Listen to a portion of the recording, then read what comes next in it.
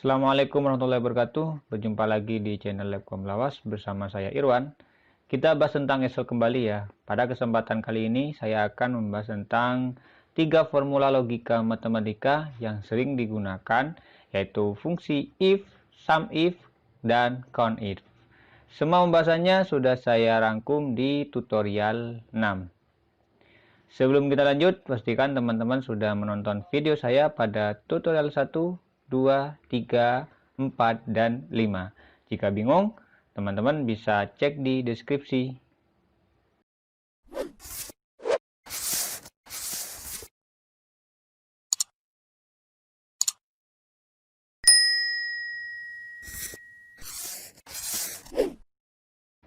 Formula logika matematika yang saya buat di video ini adalah formula yang sering digunakan di bagian admin. Sekarang, mari kita praktekkan.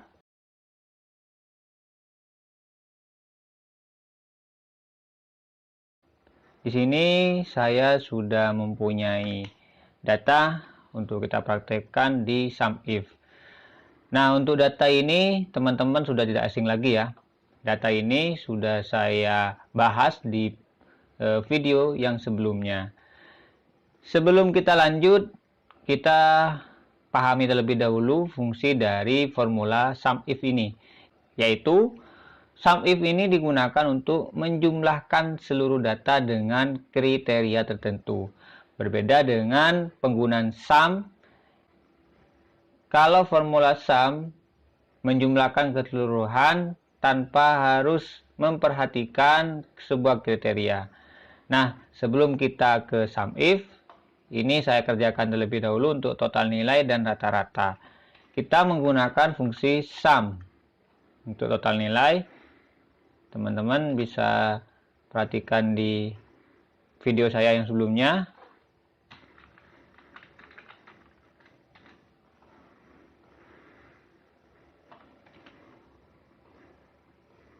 Sekarang untuk penggunaan sum if, di sini saya sudah membuat kriteria tertentu, yaitu menjumlahkan seluruh nilai yang nilainya 80 ke atas. Artinya nilai 80 ke atas nanti akan kita jumlahkan. Bagaimana dengan nilai yang di bawahnya? Nilai yang di bawahnya 80 tidak akan terjumlahkan. Maka kita bisa menggunakan rumus sum if. Sum if, buka kurung, range-nya blok, setelah itu titik koma, kriterianya. Nah, untuk pengisian kriteria, teman-teman perhatikan caranya adalah tanda petik 2. Ingat, pakai tanda petik 2, bukan tanda petik 1 dua kali, tapi tanda petik 2. Setelah itu kriterianya kita buat, yaitu jika lebih dari atau sama dengan 80. Setelah itu kita tanda petik 2 lagi. Jadi cara membacanya adalah menjumlahkan keseluruhan data yang nilainya lebih dari atau sama dengan 80. Enter. Yaitu kita kopikan formatnya ke bawah. Nah, ini penggunaan sum if. Jadi di sum if dari kriteria yang saya buat, artinya menjumlahkan seluruh nilai yang nilainya di atas 80 atau 80. Jadi kalau ada nilai 70, dia tidak ikut terjumlah. Ya. Mari kita buktikan. Kita gunakan sum, kita cari nilai yang di atasnya 80. 2, 3, 4, 5 nilai. Dan hasilnya sama.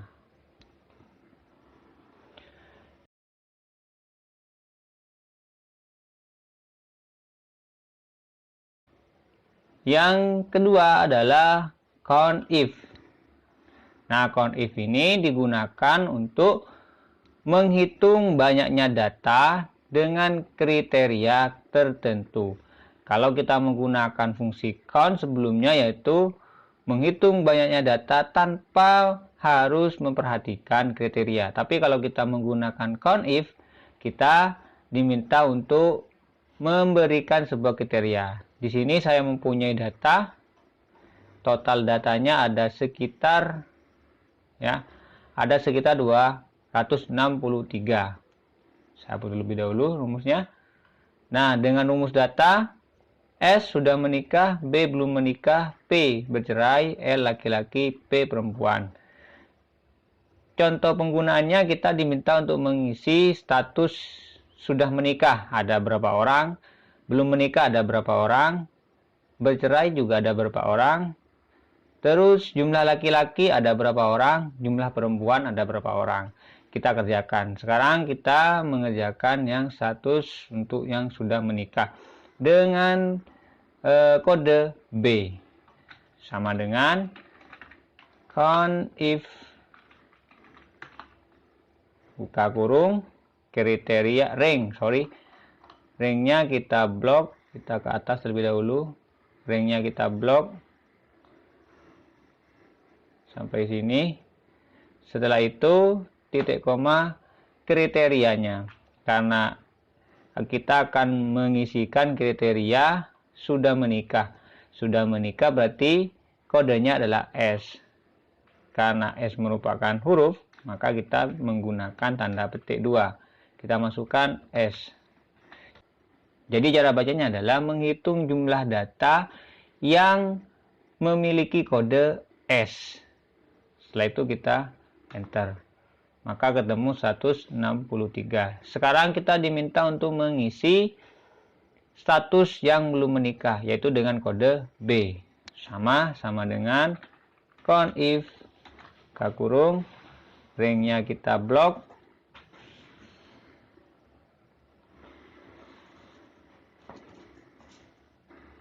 setelah itu titik koma kita masukkan B, enter. Selanjutnya kita diminta untuk mengisi yang bercerai dengan kode P.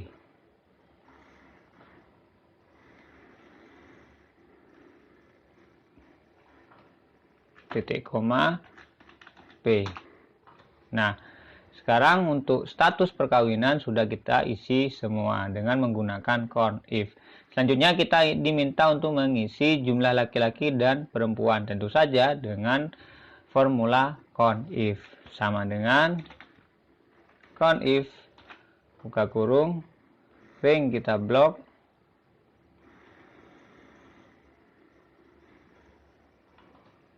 titik koma kriterianya untuk laki-laki L, enter.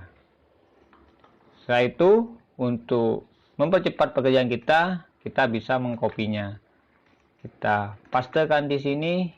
Setelah itu kita edit, kita ubah L menjadi P, dan ini kita set ke atas. P kita seret ke atas. Maka secara otomatis dia terisi. Itu cara penggunaan CONIF.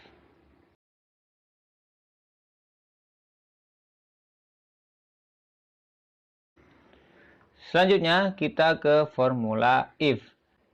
Formula if ini digunakan untuk menentukan sebuah hasil benar atau salah sesuai dengan parameter yang telah ditentukan.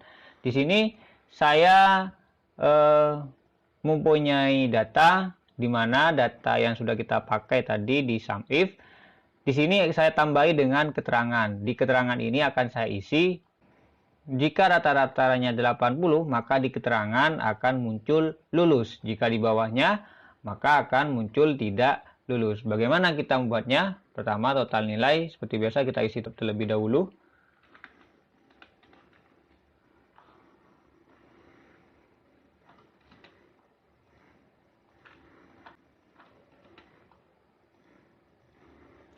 Sekarang kita buat logika if. Sama dengan if buka kurung, rata-rata kita klik, lebih dari atau sama dengan 80, maka karena huruf menggunakan tanda petik, jika dia huruf menggunakan tanda petik, dan jika dia angka maka tidak menggunakan tanda petik. Kita lanjutkan, maka lulus.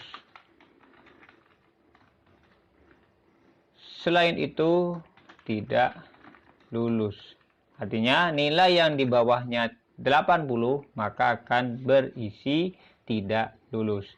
Jadi cara membacanya adalah jika sel O8 ini lebih dari atau sama dengan 80 maka lulus. Selain itu tidak lulus. Jadi selainnya nilai yang sudah kita kriteriakan maka dinilai tidak lulus. Enter. Kita kopikan ke bawah. Nah, di sini kenapa kok lulus semua? Karena nilai rata-ratanya di atas 80. Sekarang kita coba nilainya kita buat di bawah 80. Maka di keterangan muncul kriteria tidak lulus. Nah, untuk penggunaan if ini sangat sering digunakan di dalam berbagai bidang. Jadi teman-teman harus lebih paham juga untuk menggunakan if. Saya akan membahasnya juga lebih detail di video-video selanjutnya. Teman-teman jangan lupa untuk tekan tombol loncengnya untuk mendapatkan update terbaru dari channel Labcom Lawas. Saya lanjutkan, saya di sini mempunyai bonus kepada teman-teman yaitu membuat peringkat menggunakan ranking. Jadi saya buang dulu. Ya. Di dalam Excel 2016 penggunaan formula rank itu diganti dengan rank.eq. Tapi kalau teman-teman menggunakan Excel yang 2007, teman-teman bisa menggunakan fungsi rank.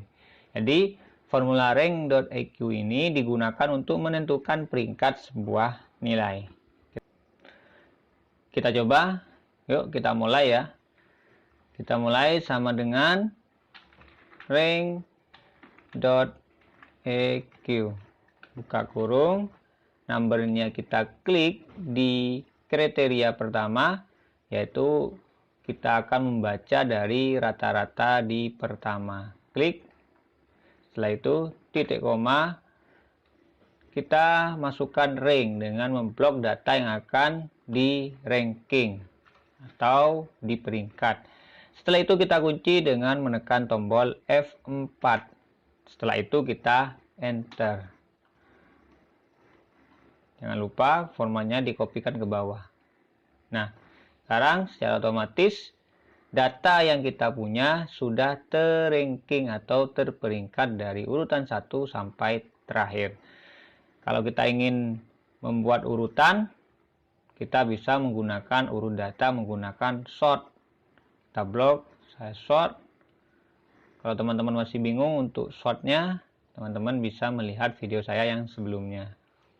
Kita urutkan berdasarkan P di kolom P, berdasarkan peringkat. Oke.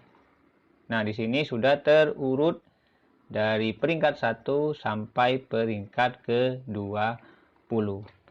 Oke teman-teman, sukses selalu di rumah untuk mempraktekkan dan jangan lupa selalu belajar agar kita selalu mendapatkan tambahan ilmu. Terima kasih sudah menonton dan sampai jumpa.